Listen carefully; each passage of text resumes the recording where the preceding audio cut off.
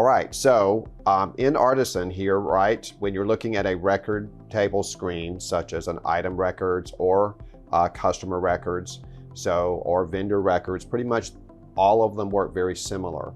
So over here, if I click on item records to come back to that on the open screens, so you have a search, a default search. So in our case, the default search is item code starts with, or just item code, and starts with is part of it. So if we click on the show power search panel, we can see that the actual filter is item code does start with.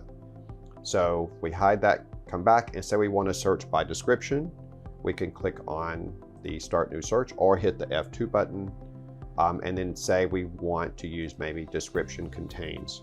So if we want to do that, of course, if we type something like fire, we find all of our different fireworks and various things here that we have in our sample data. And then if we want to clear that, we can just click the X there to do that. We can also clear it by going back to a different search.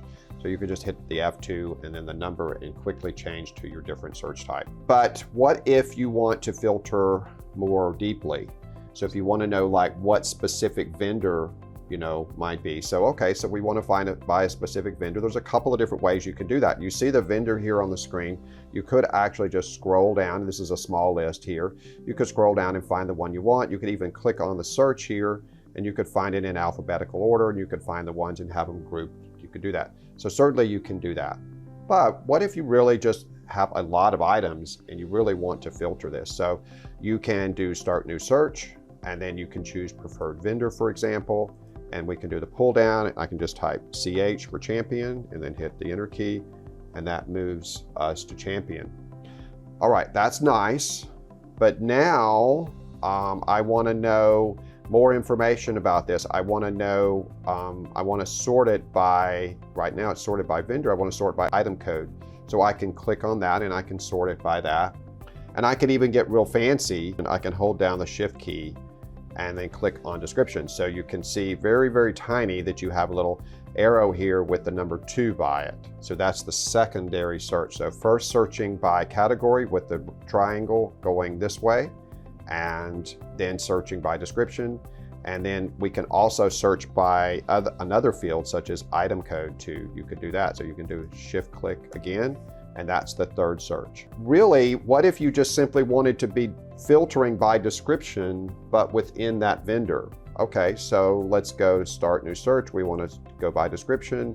So we want to find that item. If you do the show power search over here, you have all these fields open up.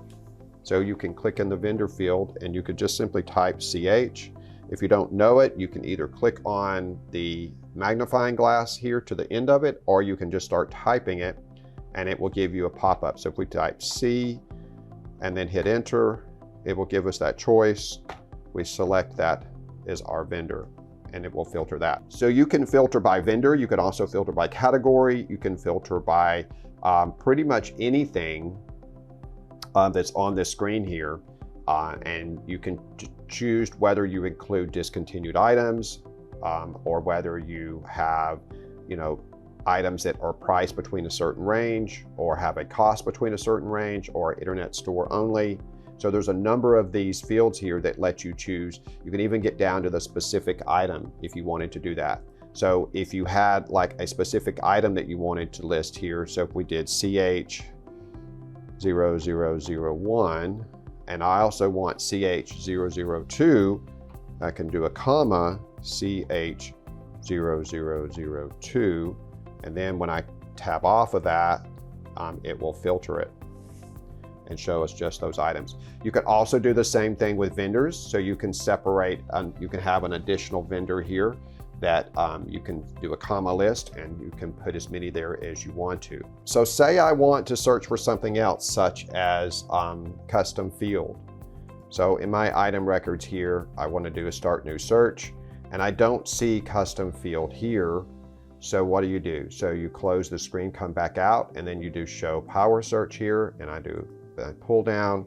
I can just start typing CU, custom field 1, we'll select that one, And we'll just say that it starts with. Doesn't really matter. We can do starts with or contains. You can decide what works best in your situation. So now we can actually do this. We can actually hide the panel, and we're searching by custom field 1.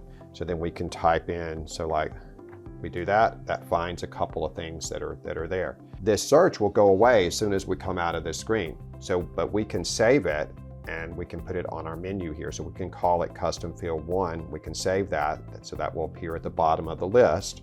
If we want to manage what order those are, we can come in and edit the search options. We can do that. We can even make this the default search if it's something important for us, but we'll just say okay here. So now when we do start new search, custom field 1 is down here on the bottom. So here's our special search, and that will work across all the stations. So this is a global setting. So you don't have to worry about having to go to each station and set that up. If you wanted to as well, you can combine those types of things with filters here. And we even have this advanced filter. So if you didn't want to have a search by custom field, so let's go back to item code, show our power search here, and we can click on advanced filters, and then we could do custom field. And of course, you can save that search too. You can save the advanced searches with things as well. So it's a very powerful tool. The advanced search option, it gives you pretty much access to any of the fields in the database here. So whether like if you have, if you're looking for items that have pictures, for example, so you can go to H here, has any images, and decide we want to have either, or if it's yes, that we want to find ones that have images. So here are all the items that have images, and you can save that search and you can call it items with images. You can even configure the columns over here. So let's change this. Let's create an edit new list here, and we're going to add a new column layout, and we'll just call it my column layout. Say okay to that. You need to save it first. There is no save as right now. So it's very important to figure out your name, save it as that, then make your changes to your layout, and it will keep it. So it tells you down here in the bottom right, my column layout, and we want to add custom field 1. So we're going to right click and do configure columns, or come down here and click on configure columns. And so we can again type CU. There's our custom field 1. We can either double click on it, or we can click on the arrow to move it over. And then from here, we can move it up if we want to. So I want to put it right there. And this is the global name that we put with the, for the name of the custom field 1. So we told custom field 1 is actually test 1B. So now we have that, and that's going to be, we're going to save our search here. It has the item filters with it. So we're going to do that, and we're going to call it items with pictures. So now anytime we want to, and we can see down here our current search is items with pictures. So whatever name that we put there, so we can do that. We can make that the default if we want, but here it is at the bottom of the list now. So if you search by description and then you want to switch, find your items with pictures. So not only does it set the actual search type here, but it actually applies this filter, this advanced filter here of has any images is true, must be true. And then it also switches this layout to my layout that has that field in here if you want to, and where exactly that you want it in this whole setup. Now, any changes that you make to this will get remembered under that my column layout. You don't have to save it again once you do that. So be careful if you make too many changes. Make sure you keep it kind of the way that you want to, because it will automatically save that. So it will remember it this way now with those scrunched together a little bit next time. So if we come back in and we do start new search and we do items with pictures, so here it is the way that we left it. So that's really a neat feature, very powerful tools with the Power Search panel. So I invite you to experiment with that. It's one of the easy ones to play with without worrying about messing too much up. If you have questions or need help, please reach out. We're happy to help you with that. Well, thank you very much for watching. Talk to you soon.